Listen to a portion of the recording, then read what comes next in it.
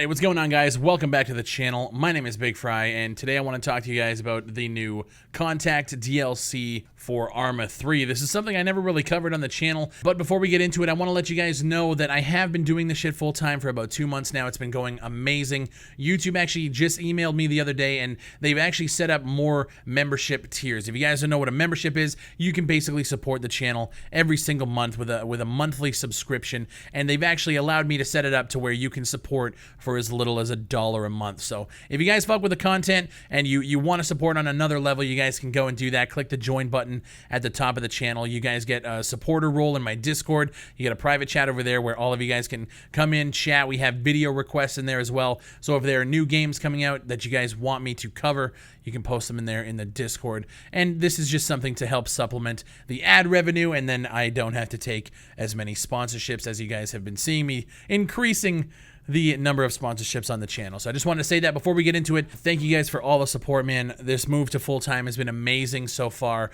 and we're just getting started. So thank you guys. Let's start talking about Contact. This is the Alien Contact sci-fi DLC expansion for ArmA 3. I jumped in here today. I played for about 3.5 hours. I'm just over halfway through the single-player campaign. There's 7 missions total. I'm on the 5th one right now.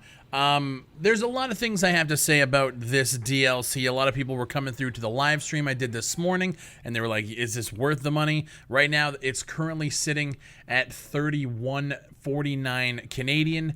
That works out to be, what is that, about $29 or $28 American. That's on sale with a 10% off. They also have the ArmA 3 Contact Edition, which gets you ArmA 3 and ArmA 3 Contact. That's $60 Canadian. That's 24% off the regular bundle, and that's actually around $80. Is this DLC worth the price tag? And what I will say is, when I first started out and they were doing the build-up with the cutscenes and you're getting introduced to all of the characters in your unit, and you started to see kind of the first interactions with this alien species that is starting to take over the planet, I thought the pacing of that, and I thought the atmosphere and the build-up and the tension that they were putting forth when we don't really know what the hell this is going to be, I thought it was actually pretty sweet. At the beginning, I'm like, this is probably one of the better campaigns in the ArmA series, first couple of levels, and then you start to realize that it's more or less about ArmA and not as much about aliens. At this point, and this is a spoiler, obviously I'm talking about the story elements. At this point in the campaign, I haven't seen a single alien. I've seen a spaceship, which that moment when that spaceship just out of the sky and flies over, you're like, holy fuck, this is crazy. If the price of stupid goes up $5 a barrel, I'm drilling a hole in your head first, pal. Hey, asshole. Don't go shooting off fancy fighting words if you ain't got the brass neck to back them up. Oh, shit. Mother of Oh, God. cool.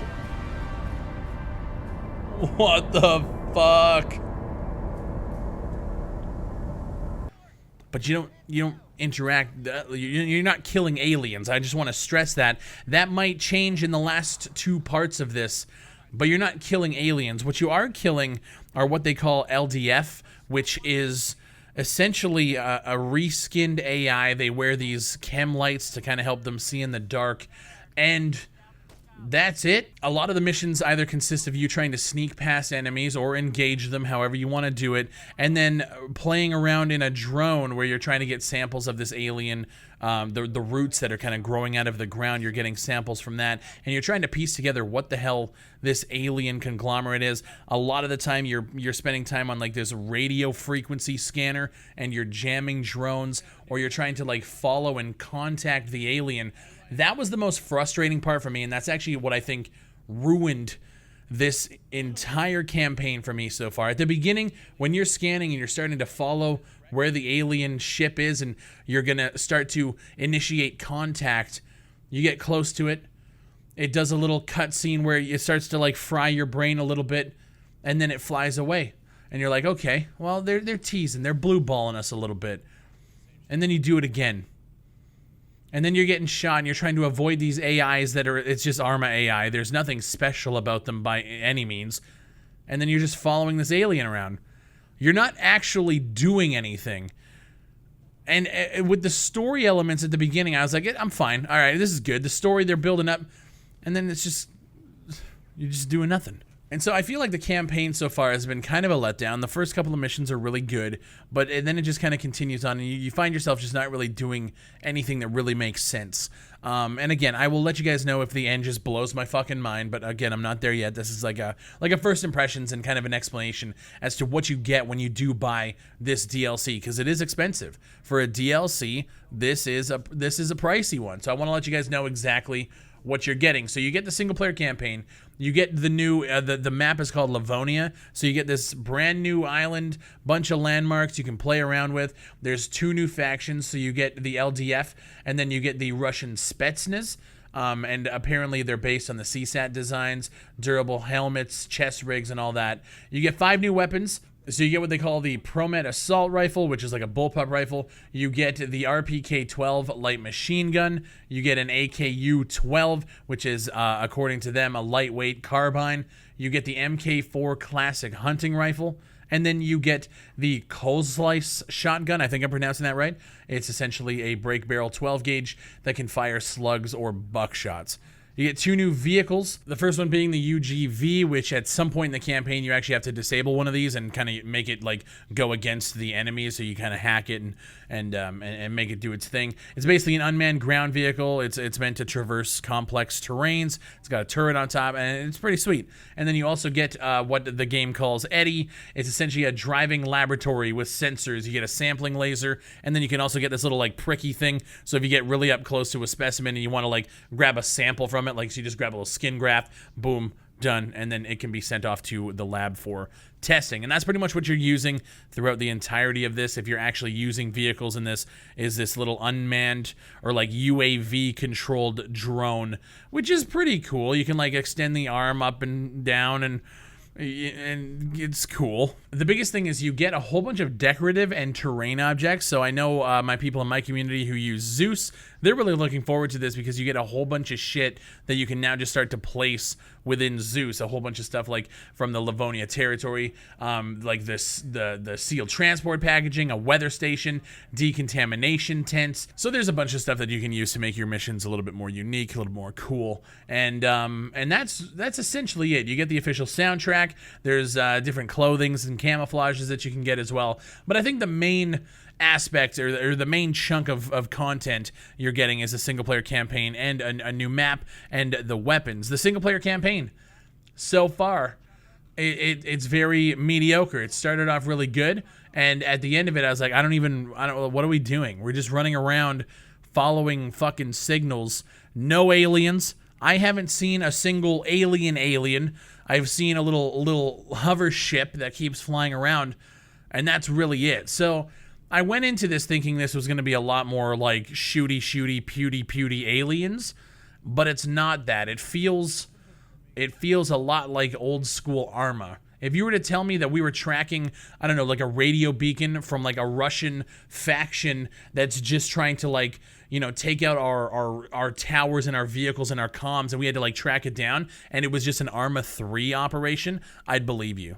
The alien stuff is very few and far between, and when it is, it's just kind of a letdown. So I guess it's tough to say, is this worth it to you? If you're buying this just for the single player campaign, I would say wait for a sale. I don't think it's worth the $30. Some people in my chat said it took them about 12 hours to finish the campaign, all of the side missions and all of that. That could be true. I haven't done a lot of the side mission stuff. I've just been following the main story because I was hoping that it got better as time went on, and it really didn't. I don't think if you're buying it for the single player, I don't think it's worth it. If you're buying it for the entire package, new map, you know, new gear, new stuff for Zeus, if you're one of those guys who like creates missions for their communities and stuff, I could see you justifying the $30. And if you're a big fan of ArmA, chances are you're probably already looking at this and already have bought it. But if you're sitting on the fence, you got to really figure out if the entire package that they're offering to you is worth it to you, because I feel like if you're just buying it for one or the other, I would say maybe wait. I'm not sure how often ArmA DLC goes on sale, but I would consider waiting. One thing I didn't talk about, which, I mean, it's something that I think a lot of players have already figured out with ArmA 3, the performance on this DLC is god-awful. There were sub moments where I was playing at sub 20 FPS, and to me, like, I get ArmA 3 is an unoptimized fucking game. I get the engine is not on the up and up.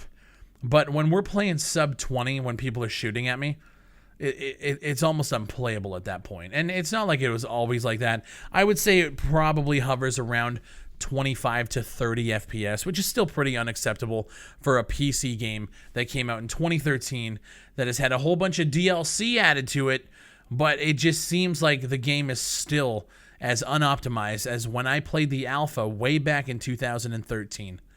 And that's kind of frustrating, especially when this thing is a $30 DLC with the rain effects, and then on this new map is obviously unoptimized, because that to me is just unacceptable. Now, some people might have great performance. For me personally, good God. And I'm reading some of the reviews here. It seems like a lot of people were having problems with performance, and that's kind of unfortunate. But again, I think we all know it's ArmA. If you're buying this, if you play ArmA, you know the game is pretty unoptimized. You got to have a pretty beefy rig to be able to play this game on even anything over standard settings. So that might be another thing to take into consideration if you don't have a really good PC. Maybe you're playing this game on low. I would maybe wait, or if you want to, try it, see how it runs for you, and then maybe get yourself a refund if it does run like shit. Because I'm almost going to guarantee, based on how many reviews I've seen talking about performance issues, that it's probably going to run like shit for you. My name is Bigfry. Let me know what you guys think down below. Have you played it? Have you completed the single player? And what do you think of it? Let me know down in the comments section below. And like I said, guys, if you do want to support the channel, if you enjoy this content and you want to support the channel, you can do so for literally $1 a month if you just click that join button at the top of my channel. But if you guys can, I understand. If you guys could, just share these videos, like them, and just you guys watching them is awesome. I appreciate every single one of you. Thank you guys for everything. If you enjoy the content, make sure you're subscribed to the channel. My name is Bigfry, and I'll see you on the next one.